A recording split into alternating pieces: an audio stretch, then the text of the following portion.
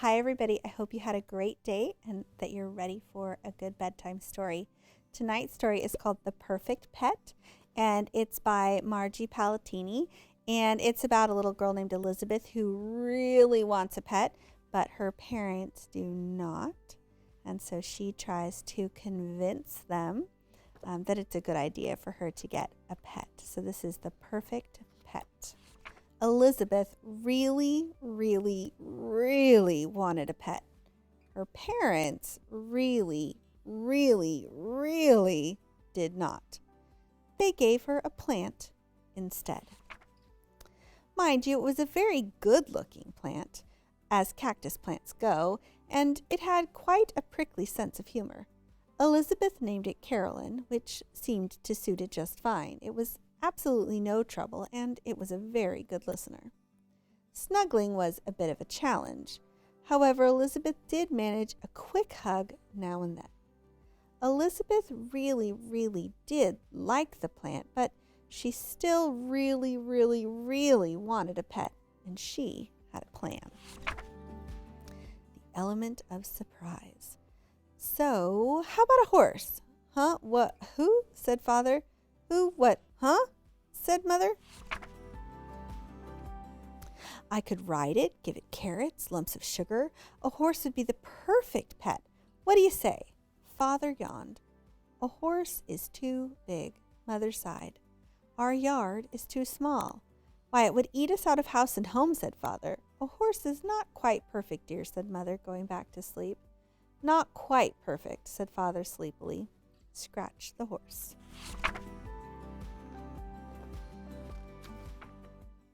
Catch them off guard. What about a dog? What? Who? Said Father as he stood in front of the mirror shaving. Who? What? Huh? Said Mother, peeking from behind the shower curtain, dripping with soapy water. I could take it for walks, teach it tricks, feed it treats, play fetch. A dog would be the perfect pet. What do you think? Father spit shaving cream. Dogs bark. They're much too loud. Mother grabbed a towel. They jump all over the furniture. The dog is not quite perfect, Elizabeth, said Father as he shaved. Not quite perfect, called Mother from the shower. Forget Fido. The fool's stomach. Burp. You know what would hit the spot right now? Asked Elizabeth. I'm thinking a cat. Huh? What? Who? Said Father. Who? What? Huh? Said Mother.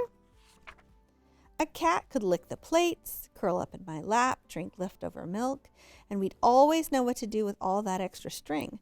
A cat would be the perfect pet, so how about it? Father picked up the newspapers. Cats scratch. Mother cleared the table. Cats shed all over.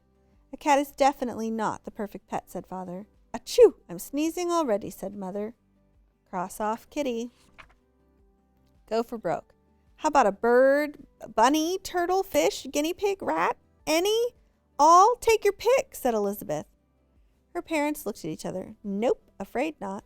Not quite. Too fishy. Don't even go there.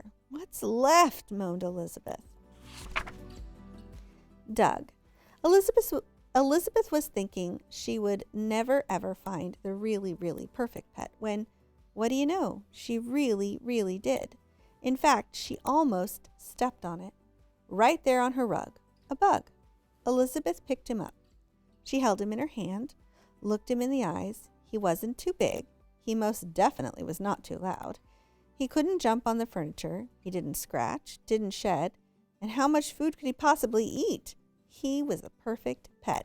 Carolyn totally agreed. Snug. Doug moved right into the lovely house in the corner of Elizabeth's room. It had everything a bug could possibly want and more, including his very own cactus plant, as Carolyn was only a hop, skip, and jump away. He truly enjoyed snugging himself in her sand. Of course, Elizabeth provided him with enough crumbs to satisfy any growing bug's appetite. As expected, their relationship was a tad different than usual. Doug could not give Elizabeth a pony ride. She could not take him for a walk. He could not catch a ball or fetch, no matter how many times they practiced. And try as he might, Doug just couldn't get the hang of playing with string. but he was very helpful with homework. He always knew where to put a decimal or a period, and he loved snuggling up with Elizabeth each night for a story. What more could you ask for? He was perfect. Unsnugged. With all those crumbs and plenty of sun, Doug grew by leaps and bounds. He was one big, healthy bug, and then some. The only trouble really came on Saturday morning many weeks later. Elizabeth's mother came into her room to get the laundry, and "There's a bug in that bed!" she screamed. "A bug!" shouted Father, ready to swap. "That's Doug," said Elizabeth very protectively. "He's my pet." Her parents looked at each other. "Pet?" "Pet," said Elizabeth. "Just like you wanted. He's not big like a horse. He isn't loud like a dog. He doesn't jump on furniture, scratch, or shed. And he hardly eats a thing." "But a bug?" asked Father. "A bug?" repeated Mother. "Doug," said Elizabeth. "And he's perfect." One big happy family. "Think we should have said yes to the dog?" whispered Father to Mother. Mother shrugged. "I don't know. We have more room on the couch with the bug." Elizabeth smiled and tossed Doug a piece of popcorn. I hope you enjoyed tonight's story. Sweet dreams, and I'll see you at school tomorrow.